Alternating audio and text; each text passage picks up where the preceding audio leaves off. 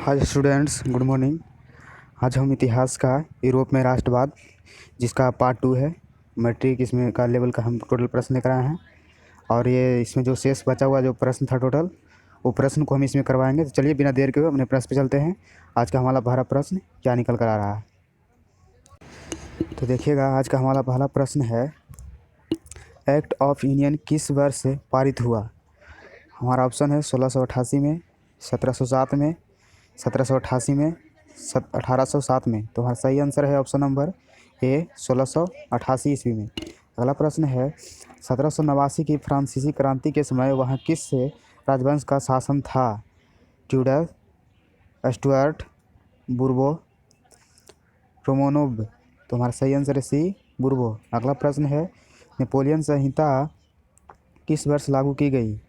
1789 में, 1791 में, 1801 में, 1804 में। तो हमारा सही आंसर है ऑप्शन नंबर डी, 1804 में। अगला प्रश्न है, जर्मनी के एकीकरण के लिए बिस्मार्क ने किसने युद्ध किए। 1, 2, 3, 4। तो हमारा सही आंसर है सी, 3। अगला प्रश्न है, वियना कांग्रेस में कौन राष्ट्र सम्मिलित नहीं था।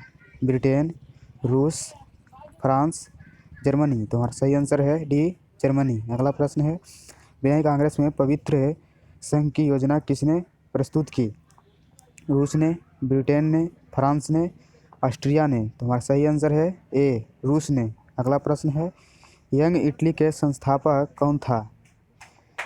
जियोबर्टी, काबूर, मेजनी, गैरिबाल्डी। हमारा सही आंसर है सी, मेजनी। अगला प्रश्न है, फ्रांस के किस राजा ने कहा था, अंग्रेजी राजा की भांति शासन करने की अपेक्षा लड़की काटना अधिक पसंद करूँगा। लुई 16वां ने, नेपोलियन पापा ने, लुई लुपोनियन ने, चार्ल्स 10वां ने। तो हमारा सही आंसर है डी, चार्ल्स 10वां ने।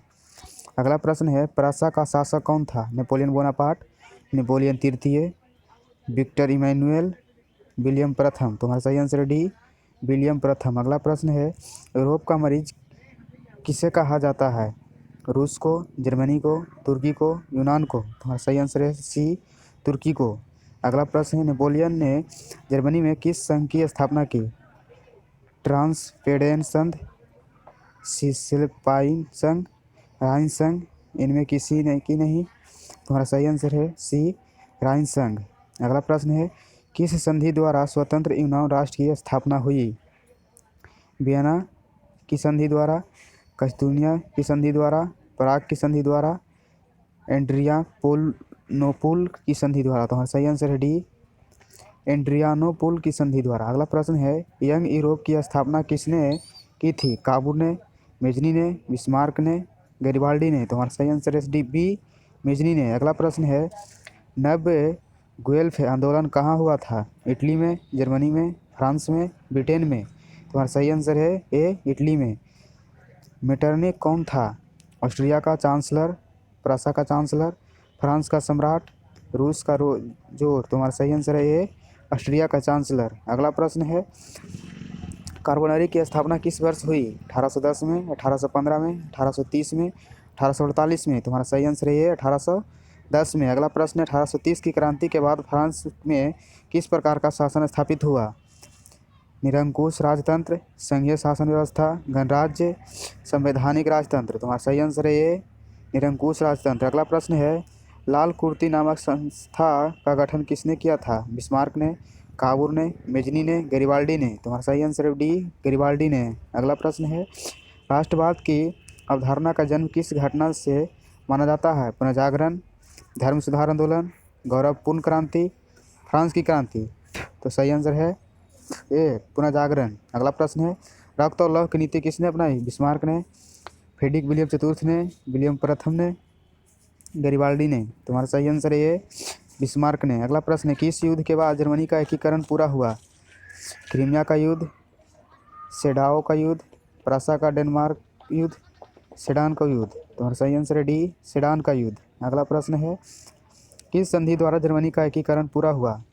डेनमार्क की संधि द्वारा, गैस्टीन की संधि द्वारा, प्राग की संधि द्वारा, फ्रैंकफर्ट की संधि द्वारा। तो हमारा सही आंसर है डी, फ्रैंकफर्ट की संधि द्वारा। अगला प्रश्न है, जर्मनी एवं इटली के एकीकरण के समय फ्रांस का शासक कौन था? नेपोलियन बोनापार्ट, नेपोलियन तृतीय, विक्टर इमैनुअल, विलियम प्रथम। तुम्हारा सही आंसर है बी, नेपोलियन तृतीय। तो थैंक यू दोस्तों, आज के लिए इतना ही। फिर हम मिलते हैं आपसे अगले वीडियो में।